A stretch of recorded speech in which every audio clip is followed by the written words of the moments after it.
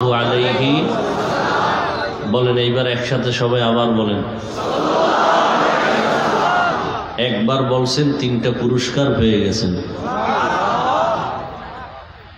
এবার বুঝেন তো, বারবার যদি পড়েন কত দাম। একবার সাল্লাল্লাহু আলাইহি ওয়াসাল্লাম পড়া মাত্র কয়টা পুরস্কার পেলেন? 10টা গুনাহ মাফ হয়ে গেছে। আরো আস্তে করে বলেন। 10টা নেক আমল নামায় যোগ হয়েছে। আল্লাহর দরবারে আপনাদের মর্যাদা 10 গুণ বেড়ে গেছে। हर के बाशुद आमिले सल्लु मुदाम आतिशे दोज़ख शवद बरमय हाराम। বেশি বেশি দরুদ শরীফ পড়বেন। আল্লাহ আমাদের তৌফিক দান করেন। হাঁটতে চলতে উঠতে বসতে সব সময় অন্তত কমপক্ষে 100 বার দরুদ পড়বেন। সময় বেশি থাকলে নামাজের দরুদ পড়বেন, সময় কম থাকলে সংক্ষিপ্তটা পড়বেন।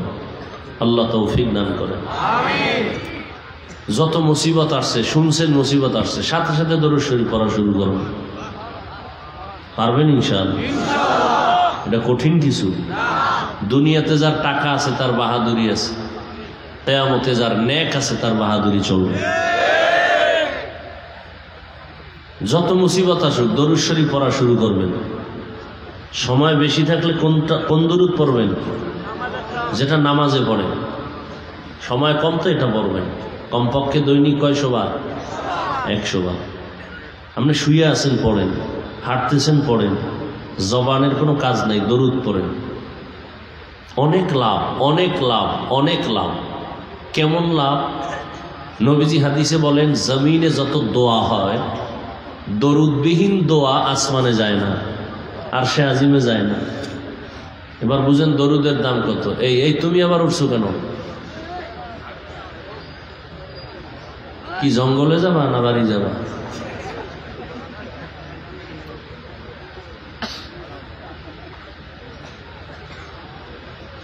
আল্লাহ সবাইকে কবুল করেন। আমার মানুষ তো আসলে সবকিছু আল্লাহর রহমত ছাড়া কিছুই না। ভালো মানুষ হঠাৎ অসুস্থ হয়ে যেতে পারে না। মূল কথা হলো আল্লাহ যা চাইবেন তাই হবে, বান্দা চাইলে কিছুই হবে না। অনেক কষ্ট হইতেছে, আমি অনেকটা অসুস্থতার মধ্য দিয়ে আমি আসছি, খুব ক্লান্ত, কথা বলতে অনেকটা কষ্ট হইতেছে। তারপর আপনাদের দোয়া নেওয়ার জন্য আসছি। মুরব্বীদের একটা দোয়া আমার অনেক দাম। আপনাদের দোয়াই আমার সফলতার চাবি।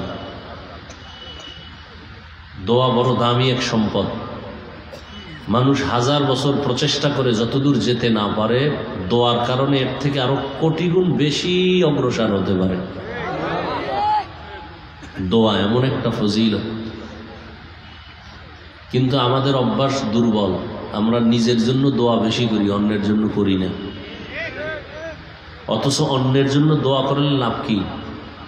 আমি যদি বলি, আল্লাহ আজকের এই মাহফিলের বরকতে পুরা এই সিলেটবাসীকে মাফ করে দেন, এতগুলো মানুষ আমিন বলবে, কবুল হবে না? হবে। এখন এই দোয়াটা কেমনে কবুল হয় জানেননি? নবীজি বলেন, আল্লাহ পাক একজন ফেরেশতা পাঠিয়ে দিয়েছেন মাথার কিনারে। আল্লাহ জিজ্ঞাসা, এই ফেরেশতা, এই বান্দা দোয়া করলো কার জন্য? কয় সবার জন্য। তাই নিজের জন্য করে নাই? কয় না। কয় তাহলে সাক্ষী থাকো ফেরেশতা, নিজের জন্য করে নাই, সবার জন্য করেছে। আমি ওর উপরে আগে ওর যা প্রয়োজন মিটাইয়া, ওর মাধ্যমে আমি আগে দোয়ার ফলাফল শুরু করে এরপর অন্যদের দিব।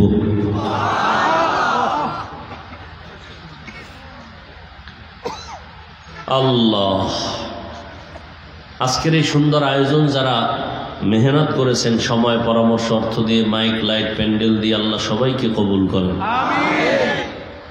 আপনারা যারা আসছেন, এই দীর্ঘ রাত বসে আছেন, দাঁড়ানো আছেন, আল্লাহ সবাইকে কবুল করেন। কত রাতেই তো মোবাইলের দিকে তাকায় তাকায় কবিরা গুনাহ করছেন, ঘুমান নাই। কি যুবকেরা, ফাঁকি দিতে পারবা আল্লাহরে? আজকে যে বসে আছো, যতক্ষণ এই মজলিস চলবে ততক্ষণ গুনাহ হবে না, অনবরত সওয়াব লেখা হবে। আল্লাহ ঘোষণা দিয়েছেন এখানে যারা বসছে আসছে এদের গুনাহ সব মাফ। আরো সুন্দর কথা, নবী বলেন যখন ঘর থেকে আপনারা বের হইছেন, ওলামায়ে আহলে হকের মোলাকাতে যদি কেউ বের হয়, ৭০,০০০ ফেরেশতাদের একটা কাফেলা তার সাথী করে দেন। সে দোয়া করতে করতে ফেরেশতারা তার সাথে আসে ময়দানে। এই কথাগুলো শুধু শোনানো যাবে, দেখানো যাবে না। কিন্তু আমরা না দেখে বিশ্বাস করি, এজন্য আমরা মুমিন। আর যারা বিশ্বাস করে না এরা যে একেবারে আমগো থেকে ভালো আছে এটাও না। যারা না দেখে বিশ্বাস করে না, নাস্তিক, বেঈমান, মুনাফিক, আপনাদের খেয়াল করে দেখবেন এরা আসলে শান্তিতে নাই, সম্মানেও নেই। বরং যারা রসুলের আদর্শ মেনে চলতেছে এদের মতো শান্তিতে, সম্মানে কেউ নেই। সম্মান দেন কে? সন্দেহ আছে? এই সম্মান দেওয়ার চাবিটা যদি আল্লাহ দুনিয়ার কারো হাতে দিয়ে দিতেন, তাহলে আমাকে হুজুরগো কত আগে পাড়ায়া মাইরা ফেলাইছে। কারণ এই হুজুরগো জন্য গাঞ্জা খাইতে পারে না, হুজুরদের কারণে দুর্নীতিবাজ দুর্নীতি করতে পারে না, হুজুরদের কারণে নাস্তিকরা মাথা উঁচু করতে পারে না। আর অনেক চোরার ঘরের চোরারা কয় হুজুরেরা চিল্লাইয়া লাভ কি? ওরে হুজুরেরা চিল্লানের কারণে তো বেশ্যা তাসলিমা পালায়ে গেছে। চিল্লানোর দাম আছে না? আর আমরা তো আল্লাহর জন্য, দ্বীনের জন্য, কোনো ব্যক্তির গোলামির জন্য চিল্লাই না। আমরা একটা অপরাধ করি না, মানুষের সাথে জুলুম করি না, গালি শুনি, গালি দেই না। পাঁচকল্লি টুপি মাথায় দিছি, অন্য টুপিওয়ালাকে গালি দেই না, দেখলে সালাম দেই। কওমি মাদ্রাসায় পড়েছি, ভিন্ন কোনো মাদ্রাসা স্কুলের বিরুদ্ধে বলি না, দেখলে বুকের সাথে আলিঙ্গন করি। তাবলিগের লাইনের সন্তান যারা তাবলিগ পছন্দ করে না বা তাবলিগ করে না, এই খেয়াল করেন, তাবলিগ করে না আর পছন্দ করে না দুইটা কিন্তু আলাদা। একজনে তাবলিগ করে না আর একজনে তাবলিগ পছন্দ, দুইজন কি এক? খুব খেয়াল করবেন। একজনের টুপি পরে না আর একজনের টুপি পছন্দ, দুইজন এক? একজনকে জিজ্ঞাসা করলাম, এই যুবক টুপি পরো না কেন? নবীর তরিকা না? হুজুর দরকার, চেষ্টা করি, পারি না, দোয়া করেন ইনশাআল্লাহ আরো করব। তাহলে সে টুপি পরে না, তার মানে কি সে পছন্দ করে না? করার মতো আগ্রহ আছে না নেই? আর একজনের জিজ্ঞেস, এই টুপি পরো না কেন? বাবা নবীর তরিকা না, না পড়লে অসুবিধা কি? টুপির মধ্যেই কি ইসলাম? এইটা হলো বেয়াদব, এটা গাধা, এটা রসুলের দুশ্মন। এটা কি টুপি পরে না না পছন্দ করে না? যে টুপি পরে না তাকে গালি দেওয়া যাবে না, যে পছন্দ করে না তারে ছাড় দেওয়া যাবে না। ব্যবধান আছে না? একজনে নামাজ পড়ে না আর একজনে নামাজ পছন্দ করে না। যে নামাজ পড়ে না, পড়ার আগ্রহ আছে, তাকে গালি দেওয়া যাবে না। যে পছন্দ করে না তারে ছাড় দেওয়া যাবে না, পাইলেই ফিডা। আবার আপনাকেও ফিডানোর কোনো অনুমতি নেই। কে ফিডাইব, কেমনে ফিডাইব, এটি রসুলের তরিকা, সিস্টেম অনুযায়ী সরকারের দায়িত্ব, এটা আপনাকেও দায়িত্ব না। সরকার না ফিডাইলে এটার জিম্মাদারি আল্লাহর কাছে সে জবাব দিবেন। হ্যাঁ, আর আমগো হুজুরগো মুসলমানের একটা কাজ আছে এখানে, যে সরকার যদি দায়িত্বটা পালন না করে, জবানের আওয়াজ দিয়া, স্লোগান দিয়া সরকারকে জানায় দেওয়া যে আমার দেশে এই ঝামেলা হচ্ছে, এই আল্লাহর দুশ্মন আছে, আপনি বিচার করেন, তাকে খেয়াল করায় দেওয়া, স্মরণ করায় দেওয়া, এটা আমাদের দায়িত্ব। যাই হোক, আমি যে আয়াত করেছি এবং কোরআনে রসুলের হাদিস থেকে একটি হাদিসের অংশ পড়েছি, সংক্ষিপ্ত কিছু কথা বলবো। আপনারা যদি ধৈর্য ধারণ করে বসেন, দোয়া করেন, আল্লাহ যদি তৌফিক দান করেন। ইয়া আইয়ুহাল্লাযীনা আমানু কু আনফুসাকুম ওয়া আহলিকুম নারা ওয়াকুদুহান নাস ওয়াল হিজারা। হে মুমিন, জাহান্নামের আগুন থেকে নিজেকে বাঁচাও। দ্বিতীয় দায়িত্ব তোমার আহালকে বাঁচাও। এই যুবক, কষ্ট করে আসছি, তোমাদের কাছে এটা মূল্যায়ন নাই। মানুষকে সম্মান দিও, আল্লাহ তোমার সম্মান বাড়াবে।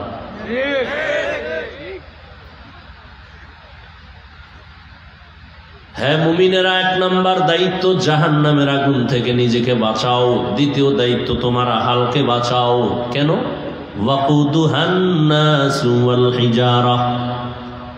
জাহান্নামের আগুনের জন্য ইন্ধন হবে মানুষ আর পাথর। আলাইহা মালাইকাতুন গিলাযুন শিদাদুন লা ইয়াসুনাল্লাহা মা আমারহুম। জাহান্নামের দায়িত্বে নিয়োজিত ফেরেশতা যারা হবে, এদের অন্তর হবে অনেক কঠোর, অনেক শক্ত। ওয়া ইয়াফআলুনা মা ইউমারুন। এরা আল্লাহর আদেশের বাইরে কিছু করবে না, আল্লাহ যা বলবেন তা তারা পালন করবেন। পয়গম্বর হাদিসে বলেন, আলা কুল্লুকুম রাঈন ওয়া কুল্লুকুম মাসউলুন আন রাইয়াতিহি। সাবধান হে উম্মত, তোমরা প্রত্যেকেই দায়িত্বশীল। হাসরের ময়দানে আল্লাহর আদালতে দাঁড়াইয়া দায়িত্বের কারণে জবাব দিতে হবে। নবী যখন এই হাদিস শুনাইলেন, সাহাবায়ে কেরামদের থেকে কেউ নবীরে প্রশ্ন করলেন, ও দয়ার নবী, কে কার উপরে দায়িত্বশীল একটু জানতে চাই। রহমতের নবী বললেন, যার অধীনে যারা বসবাস করে, অধীনস্থদের যিনি কর্তা হবেন, গার্ডিয়ান হবেন, তিনি দায়িত্বশীল। যেমন সন্তান মা বাবার অধীন, মা বাবা সন্তানের জন্য দায়িত্বশীল। স্ত্রী স্বামীর অধীন, প্রত্যেক স্ত্রীর জন্য স্বামী দায়িত্বশীল। ছাত্র ছাত্রীদের জন্য ওস্তাদ শিক্ষক শিক্ষিকা দায়িত্বশীল। মসজিদের মুসল্লিদের জন্য ইমাম খতিব দায়িত্বশীল।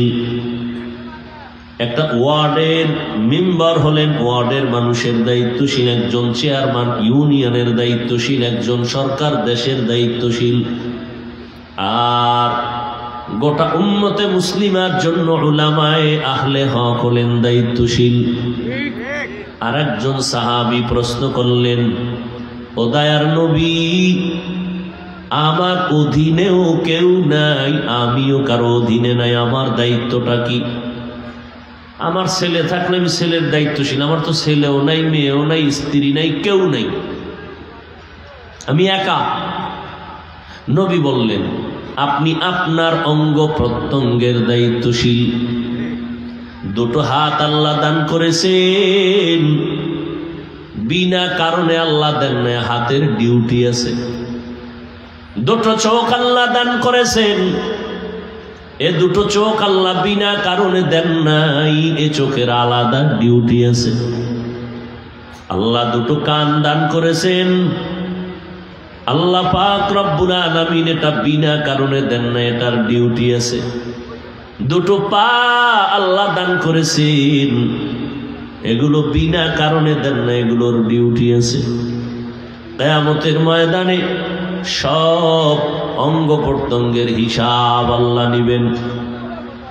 আল্লাহ বলবেন, এই গোলাম, তোমার হাতের ডিউটি ঠিকমতো পালন করা হয়েছে কিনা জবাব দাও। চোখের ডিউটি পালন করছো কিনা জবাব দাও। অনেক বান্দা আযাবের ভয়ে মিথ্যার আশ্রয় নিয়ে বলবে, হ্যাঁ হয়েছে। কিন্তু আমার আল্লাহ আলিমুল গায়বি ওয়াশ শাহাদা, আল্লাহ জানবেন এই বান্দা মিথ্যা বলতেছে। সাথে সাথে জবানটা বন্ধ করে দিয়া আল্লাহ ইশারা করবেন, কুদরতের হাত, তুমি কথা বলো। সাথে সাথে হাত আল্লাহর আদালতে কথা বলবে। আল ইয়াউমা নাখতিমু আলা আফওয়াহিহিম ওয়া তুকাল্লিমুনা আইদিহিম ওয়া তাশহাদু আরজুলুহুম বিমা কানু ইয়াকসিবুন। দস্তগোয়াদ মনচুনি দুজদিদাম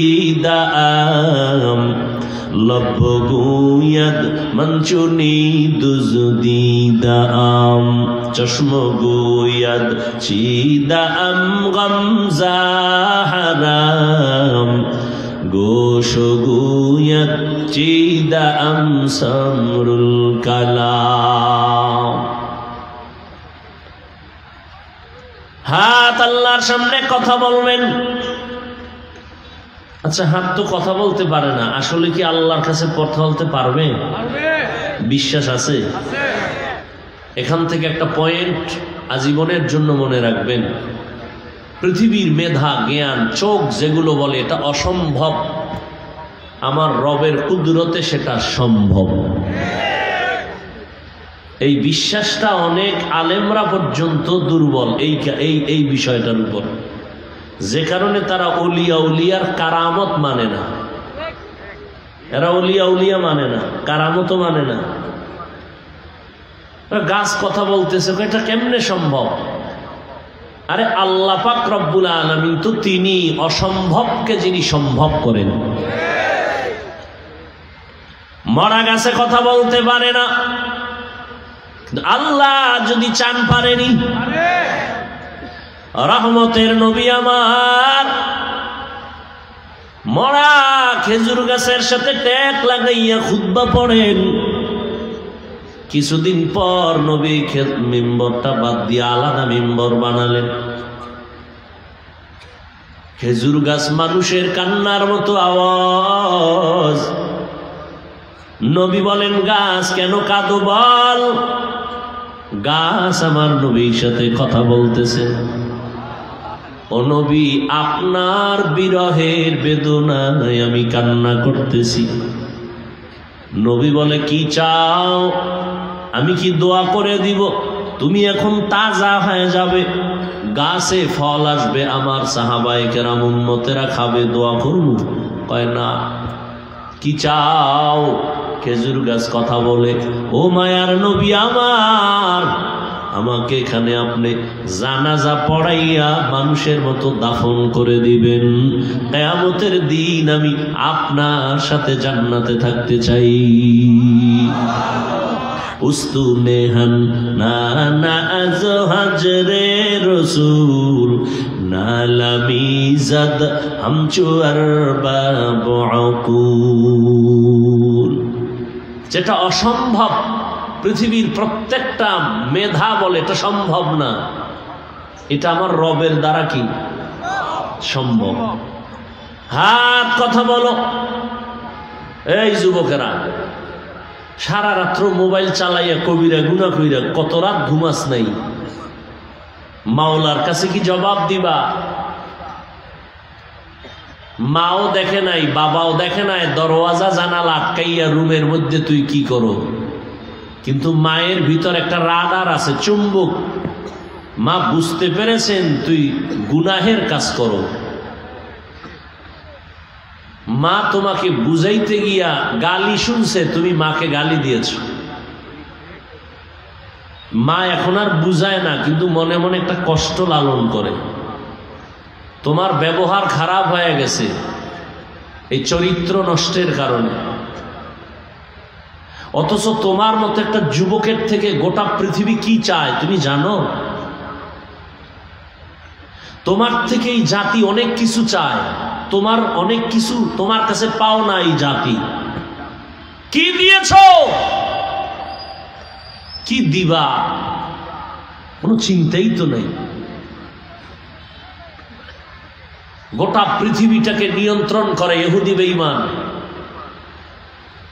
ওদের মেধার থেকে তোমার মেধাটা তো সৃষ্টির শ্রেষ্ঠ রসুলের উম্মত হিসেবে আরো প্রখর। বেঈমান ইহুদির বাচ্চারা যদি পৃথিবীটাকে নিয়ন্ত্রণ করতে পারে, তুমি কেন পারবা না?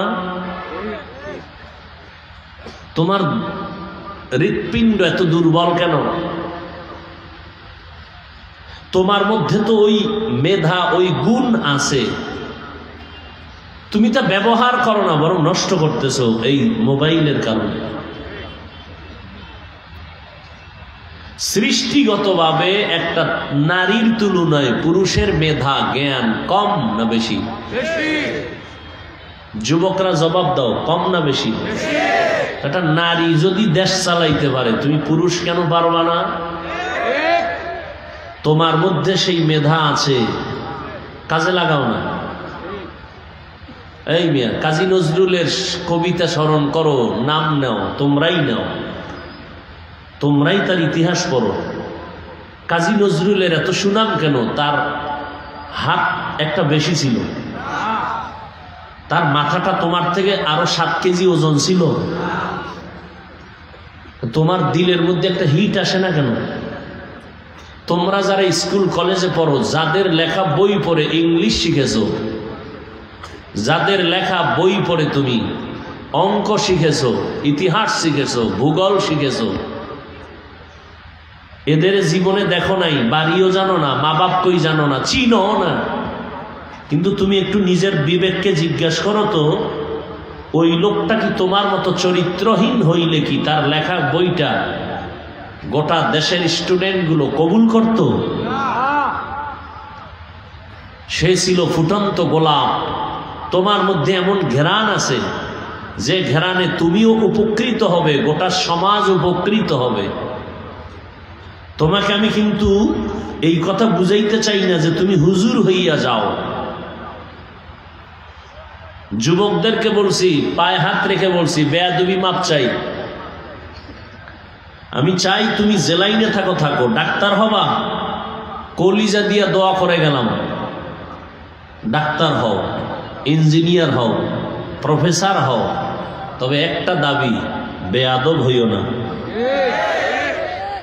একটা দাবি, মা বাবার সাথে বেয়াদবি করিও না, শিক্ষকের সাথে বেয়াদবি করিও না, মুরব্বীদের সাথে বেয়াদবি করিও না, ওলামায়ে কেরামের সাথে বেয়াদবিমূলক আচরণ করিও না। কাছে বয়া করো আর দূরে বয়া করো, গজবটা তো আসবে আসল জায়গার থেকে। জীবনে কিছু করো আর না করো, বহুত পণ্ডিত তো আমগো টুপিওয়ালাদেরকে তো চোখে বাজে না, মনে করো আমরা ছাগল পাগল, আমরা বোকা। তুমি তো অনেক মেধাবী, তুমি অনেক দামি, তুমি অনেক দামি।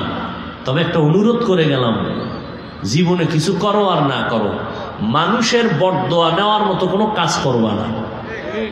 মানুষের বরদোয়া লাগলে তুমি মরার আগে বিছনায় পড়ে যাবা, কথাটা লিখে রাখিও।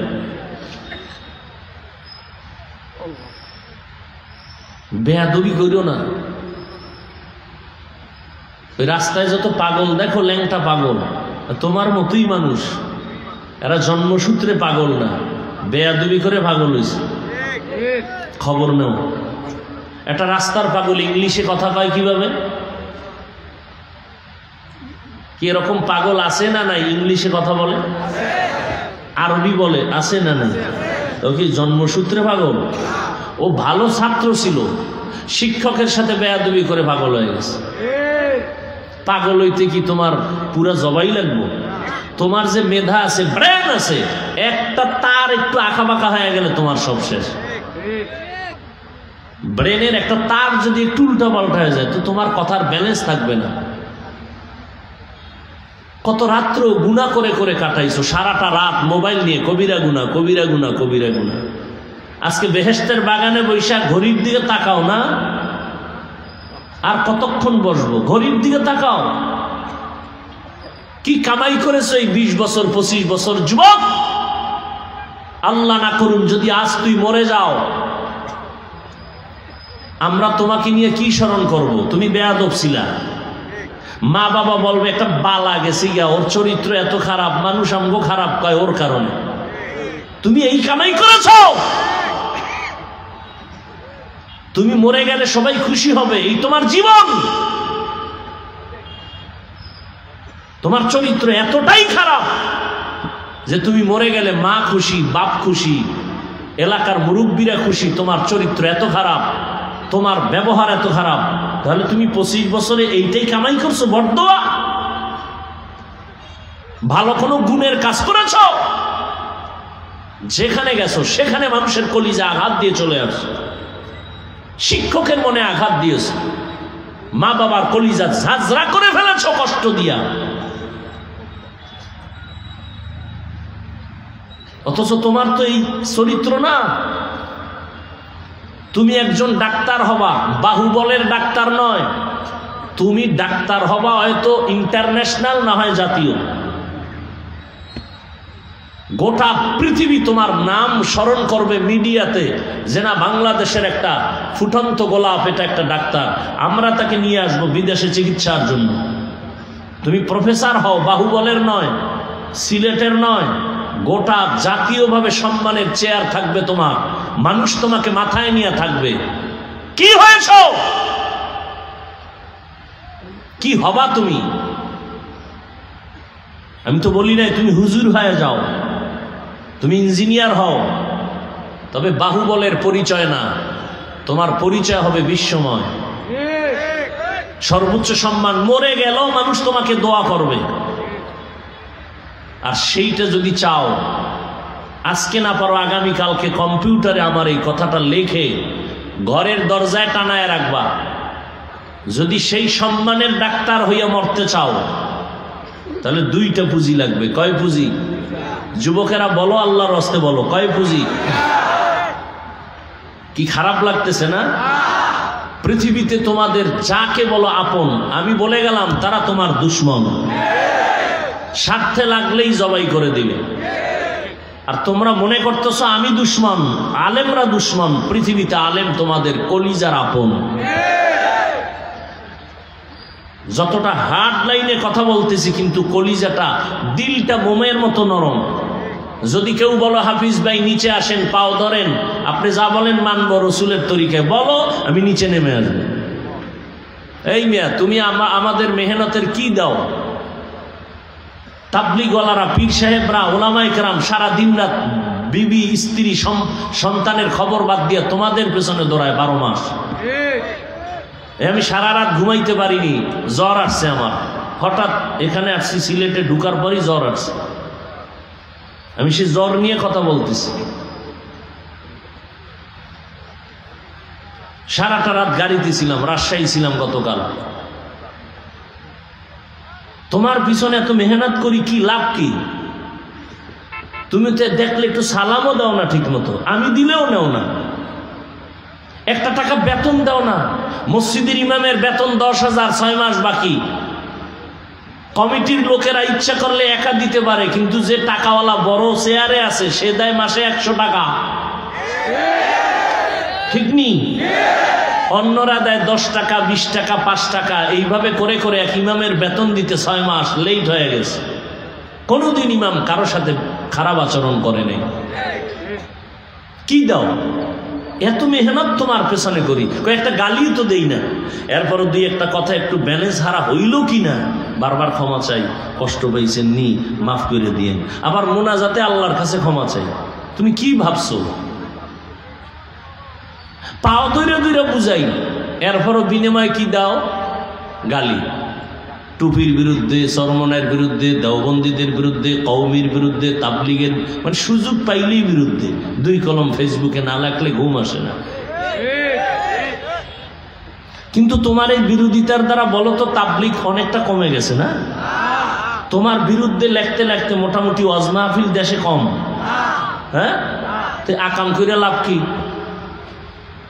মূলত ক্ষতি তো তোমার হচ্ছে।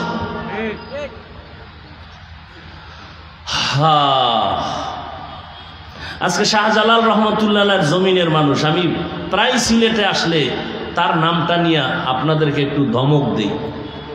সে কত বড় আল্লাহওয়ালা ছিলেন, জীবনে আল্লাহর মোহাব্বতে এতটাই মাতোয়ারা ছিলেন যে বিয়া করে নাই। আর তুই মোবাইলের দ্বারা কয় মাইয়ার উপর আক্রমণ করছো।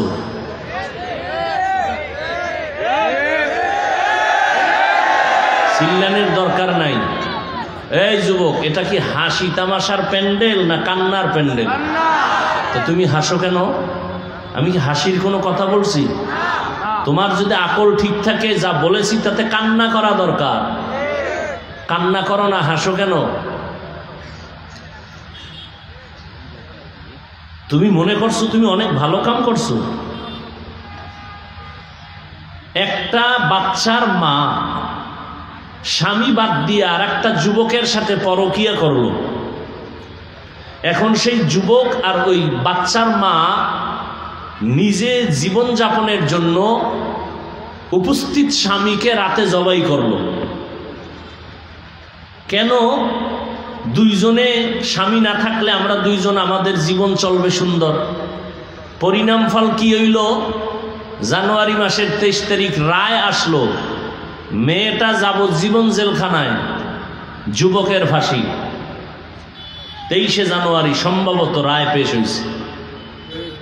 বাচ্চাগুলো 2টা না 3টা বাচ্চা পেছনে দৌড়ায় আর আম্মু আম্মু বলে কাঁদে, মহিলাও চিল্লাইতেছে। লাভ কি হইল? একটা মেয়েকে পাওয়ার জন্য আর একজনকে হত্যা করলি, তাহলে ছেলেটার রায় হয়ে গেছে ফাঁসি, আর ওই মেয়েটা বাচ্চার মা, ওর রায় হয়েছে যাবজ্জীবন কারাদণ্ড। কি হইল? এই সমস্ত কি করে কি লাভ হইল? কি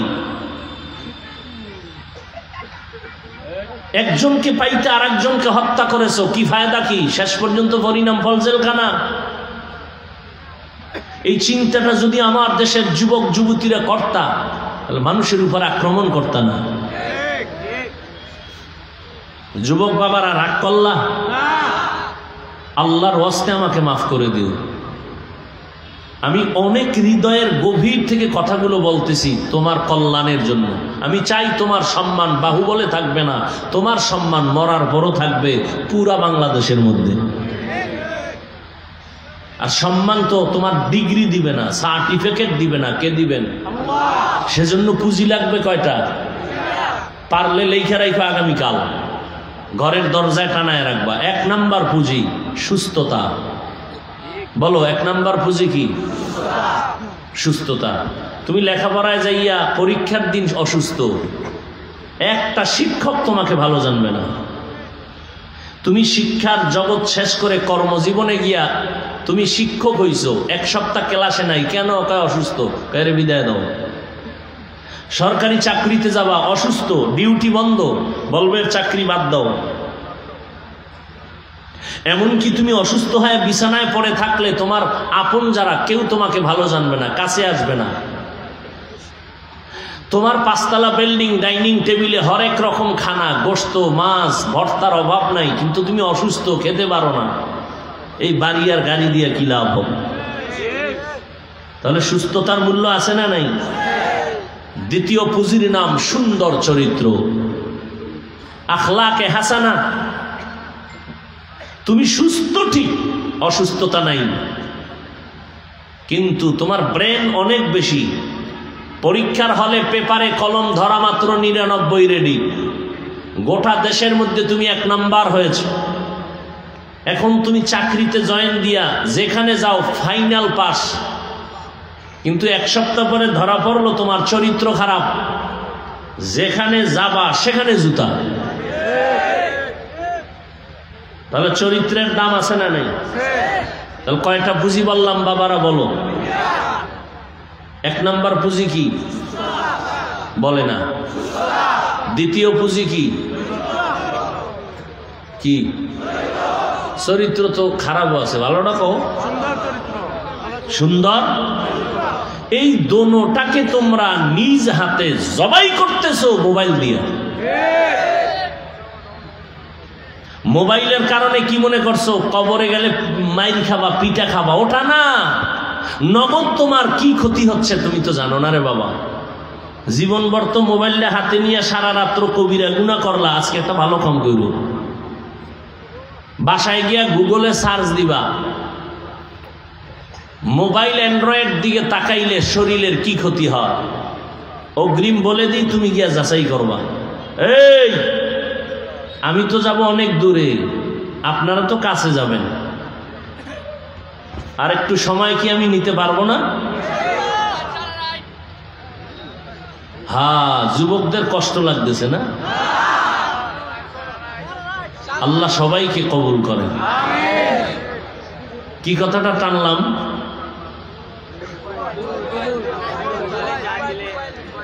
মোবাইলে কি ক্ষতি হয়?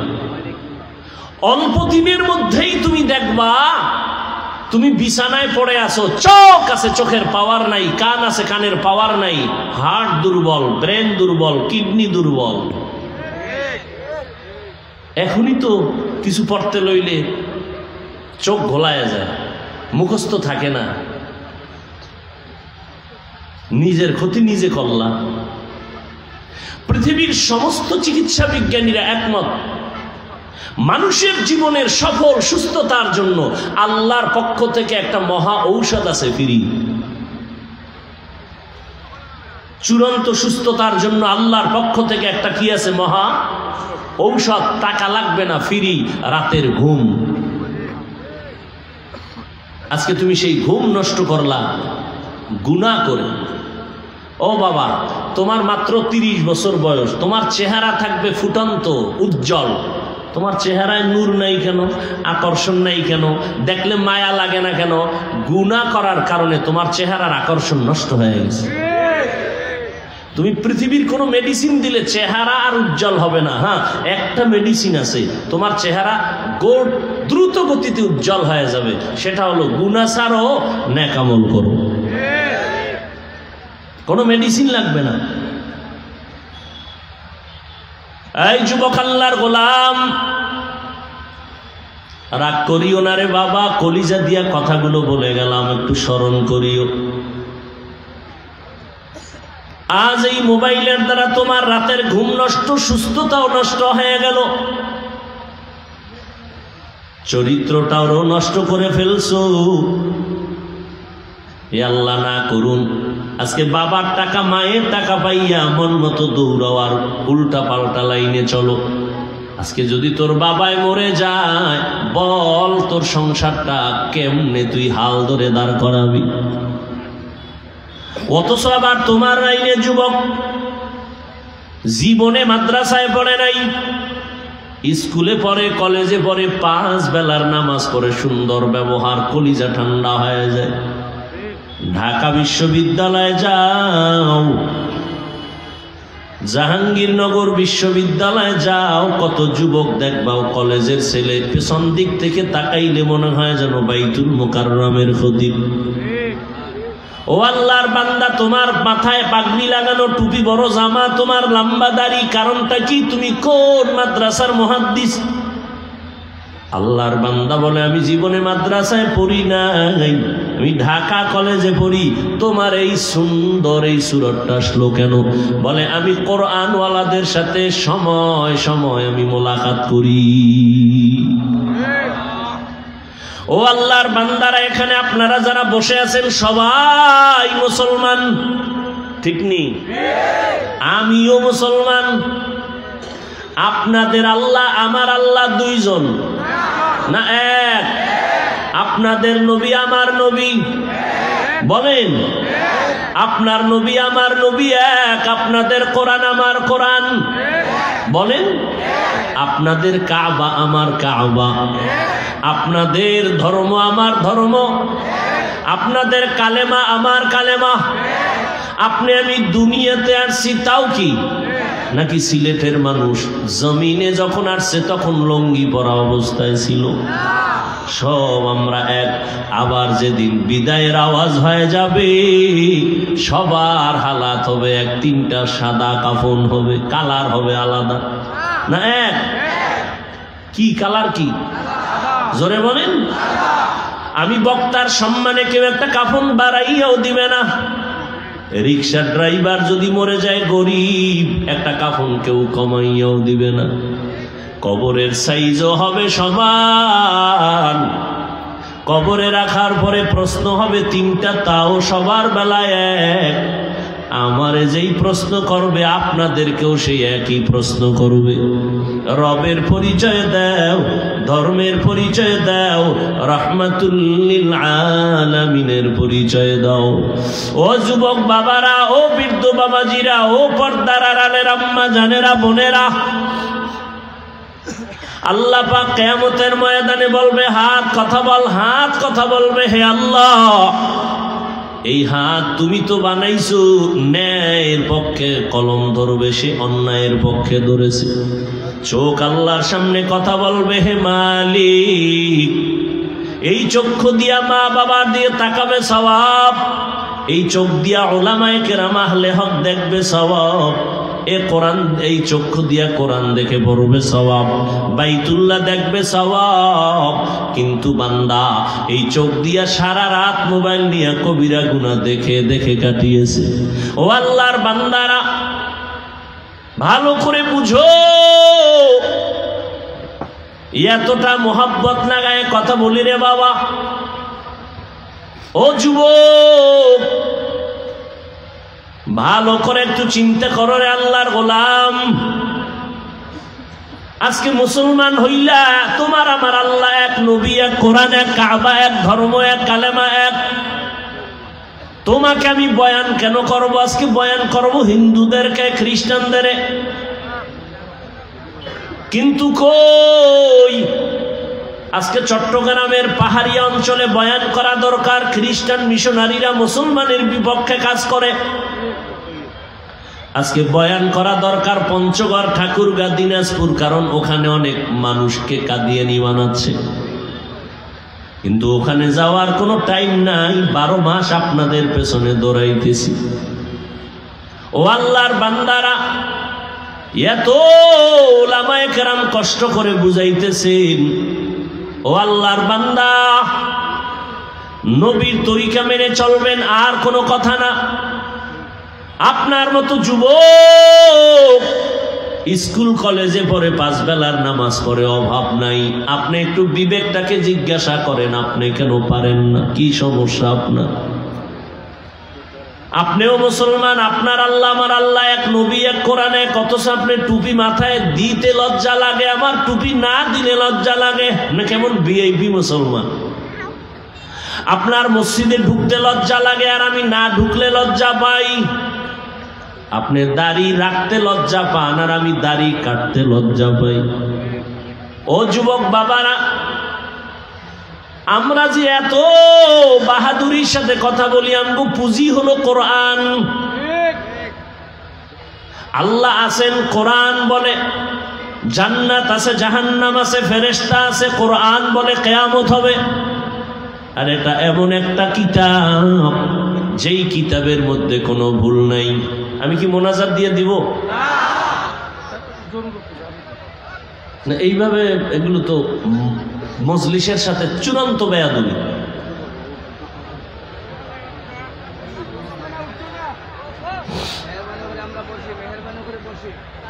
দুই একজন মুরব্বী উঠতে পারে, দীর্ঘ টাইম বসা ছিল, যাবে লাইন দিয়ে বের হয়। এটা জানি সবাই বয়ান সবার অন্তরে ঢুকবে না। আরে মিয়া, আমি কে? আমি তো মানুষের বাইরের একজন। আল্লাহর কাছে হাকিকতে তো মানুষ হতে পারি নাই, কিন্তু যারাই জমিনে মানুষ গড়তেন, মানুষ কথা বলে গড়তেন, সেই মানুষের ভেতরে শ্রেষ্ঠ ব্যক্তি রহমাতুল লিল আলামিন। কেমন নবী আমার, যেই নবী এমন এক জমিনে আসলেন, পৃথিবীর নিকৃষ্ট খারাপ ওই জমিনের মানুষ, মক্কা নগরীর মানুষ এতটাই চরিত্রহীন খারাপ যে পৃথিবীর এক শ্রেষ্ঠ ঘর বাইতুল্লাহর চতুর্পার্শ্বে তারা উলঙ্গ হয়ে নারী পুরুষ তওয়াফ করে, কতটা চরিত্রহীন। ওই মানুষগুলোকে আল্লাহর নবী অল্প টাইমে দিনের দিকে নিয়ে আসলেন, মাত্র 13 বছরের ভিতরে।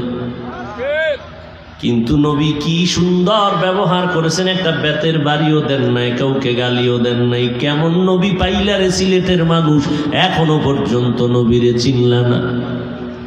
নবীরে মারা গেছে চিনে আর কাঁদে, তুমি জিন্দা হয়ে চিনলা না। কেমন নবী পেয়েছো, যেই নবী জীবনে একটা মিথ্যা কথা বলেন নাই, জীবনে কাউকে গালি দেন নাই, গালির জবাব দেন নাই, চোখ গরম করে কারো দিকে তাকান নাই, যেই নবীর কোনো গুনাহ নাই, সেই নবীর বয়ানটা কত পিওর, কত নির্ভেজাল। কিন্তু কপাল বড় খারাপ, ওই নবী বয়ান করার পরেও কালেমা পড়ে না, কত বড় বেঈমান। কে কে? আবু জাহাল। রহমতের নবীর বয়ানও কালেমা পড়ে না, যে কত বড় কপাল পরা। তাহলে আমি হাফিজুর রহমানকে আমার বয়ানে মানুষ যে আমলওয়ালা হবে, চিন্তা করাও ভুল। নবীর বয়ানে কালেমা পড়ে না, আবার আমার মাওলা যার কপাল খুলে দিয়েছেন, ওই বান্দা নবীর জবাই করতে এসে কালেমা পড়ে ফেলল। নাম কি? ওমরে ফারুক।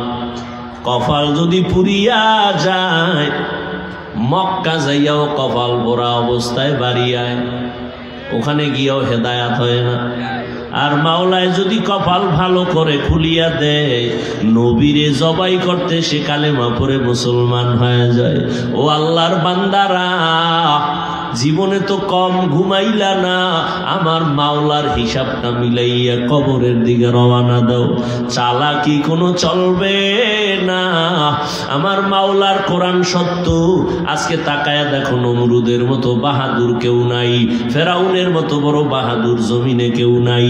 আল্লাহ পাক দুনিয়াতে তার লাশটা এখনো মিশরে রাইখা দেখাইতেছে, দেখ এত বড় বেঈমান। আরে আমরা ফেরাউনের নাম শুনলে সিসি করি, কারণ ও বেঈমান। কিন্তু যারা আল্লাহ মানে না, ওরা তো ফেরাউনের মাথার মুকুট মনে করা দরকার ছিল, কারণ ওরা তো ওই ফেরাউন তো তাদের জন্য মডেল। টাকার অভাব ছিল না, ক্ষমতার অভাব ছিল না, চেহারা অনেক সুন্দর, দাড়ি অনেক লম্বা ছিল, কিন্তু বেঈমানেরা পর্যন্ত ফেরাউনের পছন্দ করে না। এরে আল্লাহর গোলাম, সারা দুনিয়ার কোন বিধর্মীর ঘরে ফেরাউন নমরুদ নামে কোন সন্তান আসেনি। কতটা ঘৃণিত হয়ে গেল, এটা শুধু কপাল।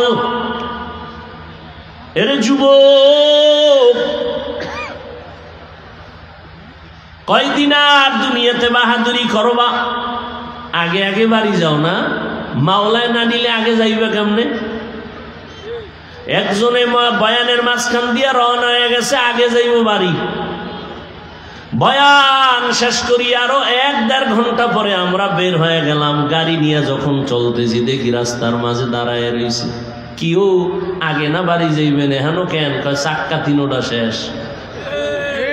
এই গভীর রাতে হসপিটাল কই পাই? ডাক্তার সব ঘুমায়, চাক্কা ঠিক করার ডাক্তার নাই, সব ঘুম। কি করবেন? কয় দেখি হাইটে যাওয়া যায়নি। হাঁটতে হাঁটতে শুরু করলো, 3 মাইল জায়গা হেঁটে বাড়ি যাও। ঘুরতেছে, হাঁটতেছে হাঁটতেছে, ঘুরা টুইরা সকালবেলা হাঁটা শুরু করতে গিয়া ঘুরা দেখে সেই মানুষটা ঘুরা আবার আগের জায়গায় হাজির। মাওলায় যদি না নেয়, তুমি আগে বাড়ি যাইতে পারবা না। আর আমার মাওলায় যদি কবুল করে নেয়, দেখবা আগে যাওয়া বান্দার আগেই তুমি বাড়ি চলে যাইবা। কাদের কুদরত দারি বর কামাল, আনতা রব্বি আনতা হাসবি জুল জালাল, তুহি কাদের জলিলুল্লাহ জাহাদার, বহর হালে তুহি মেরা নিগাহদার। এরে আল্লাহর বান্দা, ও বাবাজিরা, ও যুবকেরা, স্কুলে পড়ো, কলেজে পড়ো, ডাক্তারি পড়ো, ইঞ্জিনিয়ারিং পড়ো, আলহামদুলিল্লাহ, আল্লাহ কবুল করেন। তবে বেয়াদব হইও না, কোরআন পড়ে রসুলের আদর্শওয়ালা ডাক্তার হইও, জীবনটা ধন্য হয়ে যাবে। ও যুবক, আদবওয়ালা জিন্দেগি নিয়ে সামনে আগাও। বৃদ্ধ বাবাজিরা, পর্দার আড়ালের আম্মা জানেরা, আপনাদের সন্তানদের যত কথাই বললাম, আপনাদের দায়িত্ব কিন্তু অপরিহার্য। এরে আম্মা জান, আপনাদের আদর্শ ভালো থাকলে সন্তান আশা করা যায় ভালো হবে। এরে আম্মা জানেরা, আপনাদের এত দাম, এত মূল্য, এত মর্যাদা, কারণ আল্লাহ এমন ভাবে আপনাদের মর্যাদা বাড়ায় দিছেন, কিয়ামত পর্যন্ত কেউ আর আলাদাভাবে নারীর মর্যাদা দিতে পারবে না। চালাকি করলে নারীদের অপমান হতে হবে। আম্মা জানের এত সম্মান, কারণ তারা নবী না, নবীদের মায়ের মতো মা, সাহাবায়ে কেরামদের মায়ের মতো মা। এরে আম্মা জান, আসেনি? মা বোনেরা আছে? নাই? মা বোনেরা আওয়াজ শুনে না তো? শুনে? এরে আম্মা জানেরা, আপনারা আম্মা জান আয়েশা রাদিয়াল্লাহু তাআলা আনহার মতো নারী, ফাতেমা রাদিয়াল্লাহু আনহার মতো নারী, আয়েশা এবং খাদিজা রাদিয়াল্লাহু আনহার মতো নারী, ইসমাঈল নবীর মা হাজরা আলাইহিস সালামের মতো নারী। আরে আম্মা জান, যেই ফেরাউন আল্লাহর সাথে চ্যালেঞ্জ দিয়া নিজের খোদা দাবি করলো, ওই ঘরে আপন স্ত্রী আসিয়া আল্লাহর জান্নাতি বান্দি হয়ে কবরে গেল। ওগো নবীর উম্মতেরা,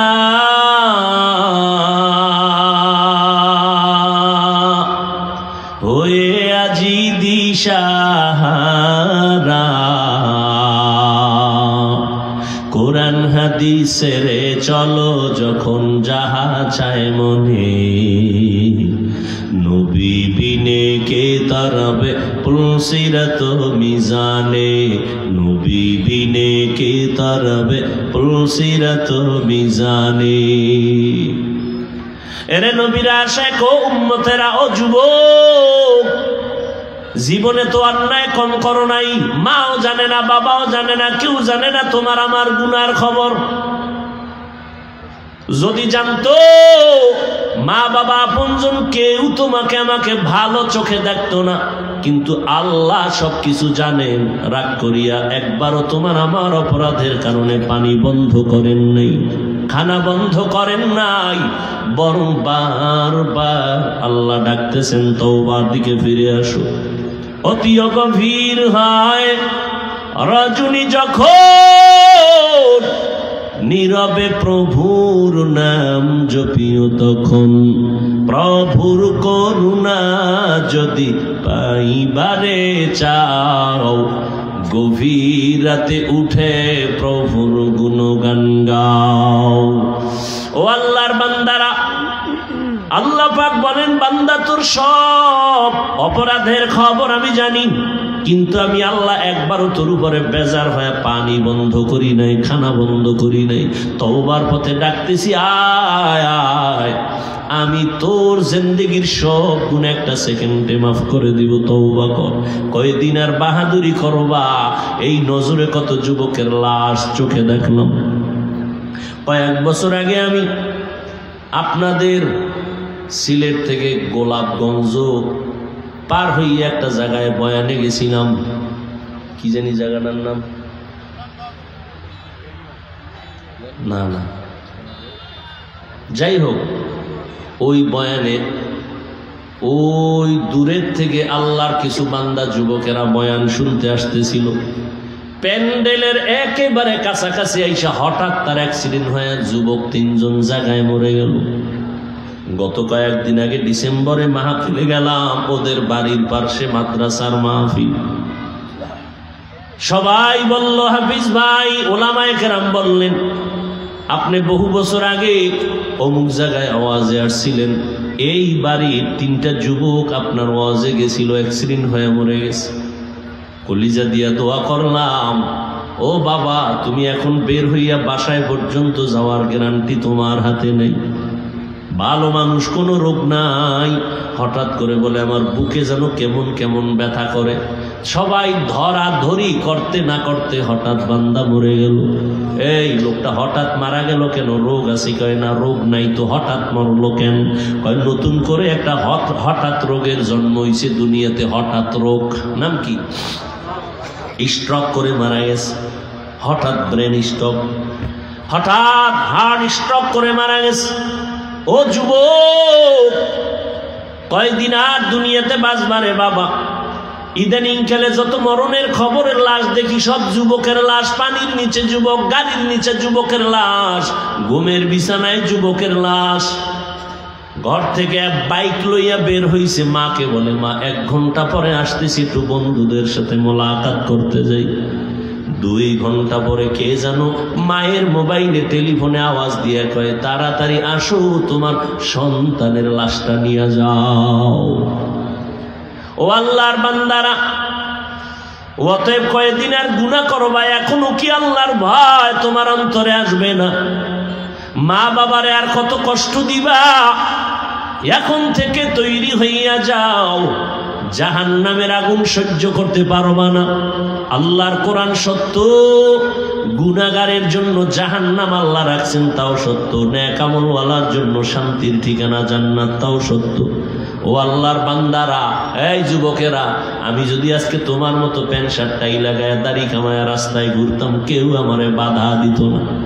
এই টুপিটা মাথায় দিলে মাথা গরম লাগে, তোমার থেকে কম বুঝি না, এরপরও কেন টুপি ফালাই না? সরকার আমাকে বেতন দেয় না গোপনে, বরং এই টুপির কারণে কত গালি, কত গালি। দাড়িটার কারণে যৌবনের ভাব চলে যায়, তোমাদের থেকে কম বুঝি না, তারপরও কেন দাড়ি ফালাই না? লম্বা জামাটা গায়ে দেওয়ার কারণে শরীরটা আটকা আটকা লাগে, তার উপরও কেন সারি না রে বাবা? এই শীতের মধ্যে ঠান্ডা পানি দিয়ে অজু বানাইয়া নামাজ পড়তে কত কষ্ট, তারপরও নামাজ সারি না। কারণটা কি বাবা? একমাত্র কারণ আল্লাহর কোরআন সত্য, নবীর কথা সত্য, গুনাহগার জাহান্নামে যাবে তাও সত্য।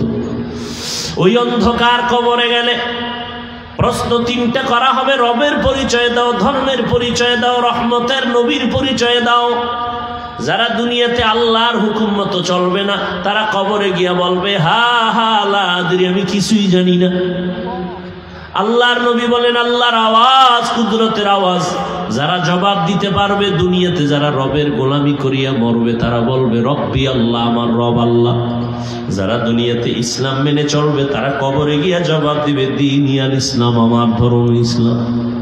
নবীরে দেখেই চিনে ফেলবে, তো আমার মায়ার নবী, যাকে না দেখে আমি তার মহব্বতে টুপি পরলাম, দাড়ি রাখছি, তিনি তো আমার এই মায়ার নবী। সাথে সাথে গাইবি আওয়াজ, আল্লাহ ডেকে বলবে ফেরেশতা, আমার বান্দারে আর জিজ্ঞাসাবাদ করিও না, কবরে বিছানা দিয়ে দাও, জান্নাতের সাথে রাস্তা বানায় দাও। আমার বান্দা এখন ঘুমাবে, কিয়ামত পর্যন্ত কেউ তার ঘুমে ডিস্টার্ব আর করবে না। আর আল্লাহ না করুন, যারা রবের গোলামি না করে কবরে যাইবারে বাবা, যখন প্রশ্ন করা হবে, সবাই গুনাহগারেরা বলবে হা হা লা আদরি, আফসুস আফসুস, আমি কিছুই জানি না। আমার আল্লাহ নবী বলেন, আল্লাহ রাগান্বিত হয়ে কুদরতের আওয়াজ দিয়ে বলবে ফেরেশতা, এই বান্দারে আর জিজ্ঞাসাবাদ করিও না, সুযোগও দিও না। আমি আল্লাহ দুনিয়াতে কম ছাড় দেই নাই। আমার দেওয়া সূর্যের আলো, চাঁদের আলো, আমার দেওয়া পানি, আমার দেওয়া বাতাস, আমার দেওয়া জমিনের ফসল খাইছে, আমার দেওয়া গাছের ফল খাইলো, আমার দেওয়া নদীর মাছ খাইয়া এত বড় নিমক হারাম, একবারও আলহামদুলিল্লাহ বলে নাই। ওলামায়ে কেরাম পায়ে ধরে ধরে নামাজের দাওয়াত দিত, একবেলার নামাজ পড়ে নাই। এখন আর ছাড় দিও না, কবরের মধ্যে জাহান্নামের বিছানাটা দিয়া দাও, জাহান্নামের সাথে রাস্তা বানায় দাও। ও যুবক বাবারা, একটু মেধা খাটাইয়া চিন্তা করিও রে বাবা। ঘুমের মাঝেও তো কত মানুষ মরিয়া যায়। আজকে বাসায় যদি যাও, মশার কারণে মশারি টানাইয়া ঘুমাও, আবার গরম লাগলে ফ্যানের বাতাস চালায় ঘুমাও। আল্লাহ না করুন গুনাহ নিয়ে যদি কবরে যাও, ওই কবরে পোকামাকড় কোথায় পাইবা মশারি? জাহান্নামের আগুনের তাপ আর গরম কোথায় পাইবা ফ্যানের বাতাস? একটা বেতের বাড়ি সহ্য করতে পারো না, আল্লাহ গাইবি আওয়াজ দিয়ে বলবেন ও ফেরেশতা, এই নাফরমানকে কোনো ছাড় দিও না। কবরের মাটিকে বলবে, কবরের মাটি, এই নাফরমান গুনাহগারের দুই পার্শ্ব থেকে জোরে জোরে চাপ দাও। একটা বেতের বাড়ি সইতে পারো না রে বাবা, কবরের মাটির চাপ কেমনে সহ্য করবা? কবরের আযাব বিশ্বাস অনেকে করে না। আল্লাহ মাঝে মাঝে দেখায় দেয়, কত কবরে আগুন, কত কবরে সাপ বিচ্ছু দেখা যায়। আবার এই বাংলাদেশের ভিতরে কত লাশ 30 বছর পরে তাজা সাদা কাপড়ে একটা কালো দাগ লাগে নাই, তাও পাওয়া গেছে। যত লাশ তাজা পাওয়া গেল সব হলো নামাজিদের লাশ, আর যত কবরে আযাব দেখা গেল সব বেনামাজির লাশ।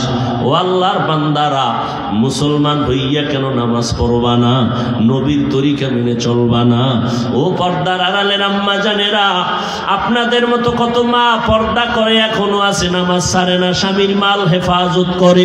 সন্তানগুলোকে আদর্শওয়ালা বানানোর মেহনত করে। ও যুবক বাবারা, হেদায়েতের মালিক আমার আল্লাহ। আমি একটু আগেই বলেছিলাম, আবু জাহালের মতো বেঈমান নবীর বয়ান শুনিয়াও কালেমা পড়ে না, কপাল পরা। আবার নবীর গর্দান কাটতে আসিয়া ওমরের মতো বান্দা হেদায়েত পেয়ে গেল। এই ময়দানেও কিন্তু এমন কিছু মানুষ আছে, হাজারো বয়ান শুনবে, মোনাজাতে কান্না আসবে না, তওবাও করবে না। আবার একদল বান্দা আছে ওমরের মেজাজওয়ালা, গুনাহ নিয়ে ময়দানে আসার পর হঠাৎ আযাবের কথা স্মরণ করে মরণের ভয় দিলটা নরম হয়ে যাবে, কান্না শুরু করবে আর বলবে, ও দয়ার মালিক, এই ময়দানে আমার মতো গুনাহগার কেউ নাই। জীবনে গুনাহ করিয়া জীবনটারে নাপাক করে ফেললাম। গুনার কারণে হাত নাপাক, চোখ নাপাক, জিহ্বা নাপাক, অন্তর নাপাক। ও আল্লাহ, আজকে তওবার নিয়ত করলাম, আর গুনাহ করব না, দাড়ি কাটবো না, বেপরদায় চলবো না, মা বাবারে কষ্ট দিব না। ওলামায়ে কেরামের পরামর্শ নিয়ে নবীর তরিকা মেনে চলবো। তওবা করিয়া বান্দা কান্না করে বিদায় হবে, আল্লাহ তাকে জান্নাতি বান্দা হিসেবে কবুল করে নিবেন।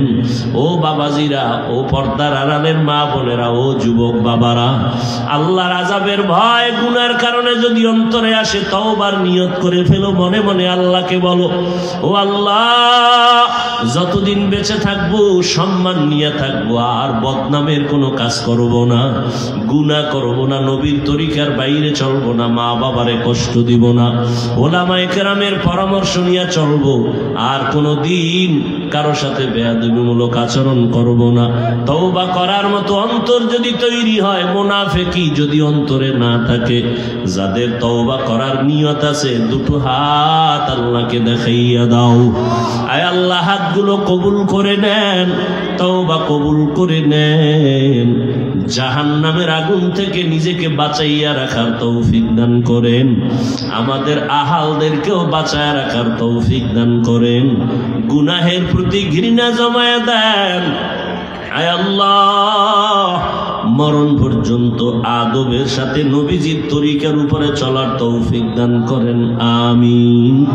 আলহামদুলিল্লাহি রাব্বিল আলামিন, والصلاة والسلام على سيد الأنبياء والمرسلين وعلى آله وأصحابه أجمعين يا أرحم الراحمين يا أرحم الراحمين يا أرحم الراحمين رب ارحمهما كما ربياني صغيرا اللهم إنك عفو كريم تحب العفو فاعف عنا اللهم إنا نسألك رضاك والجنة ونعوذ بك من سخطك والنار اللهم إنا نعوذ بك من البرص والجنون والجذام وسيء الأسقام ودير مالك কুদরতের নজর দিয়া দেখেন কত উলামায়ে কেরাম, মুরব্বী, হাজী সাহেব, কত ব্যবসায়ী, কত চাকুরিজীবী, কত ছাত্র ভাই, কত যুবক, কত পর্দার আড়ালের মা বোনেরা হাত তুলেছেন।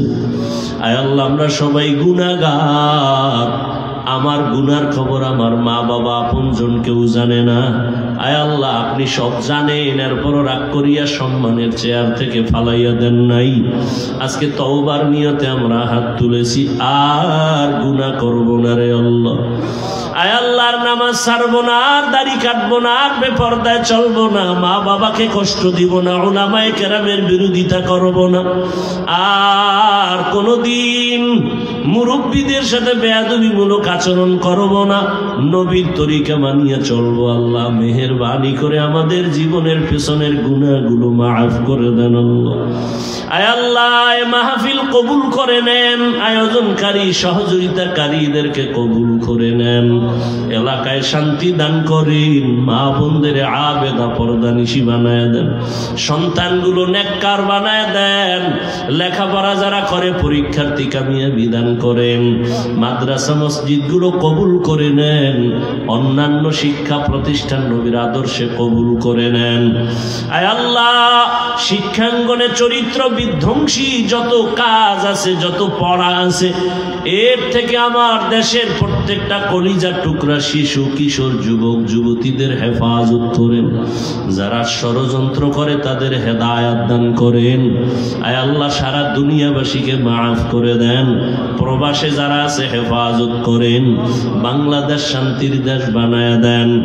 আয় আল্লাহ মেহেরবানি করে আমাদের জিন্দেগির গুনাহ মাফ করে সুন্নতের উপরে মজবুত হয়ে চলার তৌফিক দান করেন, গুনাহমুক্ত জীবন দান করেন, মুখালেফের মুওয়াফিক বানায় দেন। আয় আল্লাহ আমার কলিজার প্রত্যেকটা যুবকের দিনের খাদেম বানায় দেন, মোবাইলের গুনাহের থেকে হেফাজত করেন, আদবওয়ালা বিনয়ী জিন্দেগি দান করেন, চলার পথে হেফাজত করেন, আওয়াজে কথায় রুহানিয়াতে স্পষ্টতা বাড়ায় দেন, ওলামা তোলাবা উম্মতের অন্তরে মুহাব্বত বাড়ায় দেন, দীর্ঘ নেক হায়াত দান করেন। আল্লাহ আমরা যারা হাত তুলেছি আমাদের মা বাবা যাদের দুনিয়ায় নাই, অন্ধকার কবর থেকে দোয়ার অপেক্ষায় সবার কবর জান্নাত বানায় দেন। আল্লাহ আয় আল্লাহ আমাদের হায়াত যারা বেঁচে আছে বাড়ায় দেন, অসুস্থ যারা সুস্থতার নিয়ামত বানায় দেন। আয় আল্লাহ আম্বিয়ায়ে কেরাম, সাহাবায়ে কেরাম, আউলিয়ায়ে কেরাম, আসহাবায়ে কেরাম, শুহাদায়ে কেরামদের মাকাম জান্নাতে বাড়ায় দেন। রব্বুল আলামিন উলামায়ে আহলে হকের বিজয় দান করেন, মিথ্যা মামলা থেকে চির মুক্তির ব্যবস্থা করে দেন। আল্লাহ মুখালিফের মুওয়াফিক বানায় দেন, সমস্ত মাখলুকাতের সারা রাত থেকে হেফাজত করেন, দিলের ন্যাক আশা পূরণ করে দেন।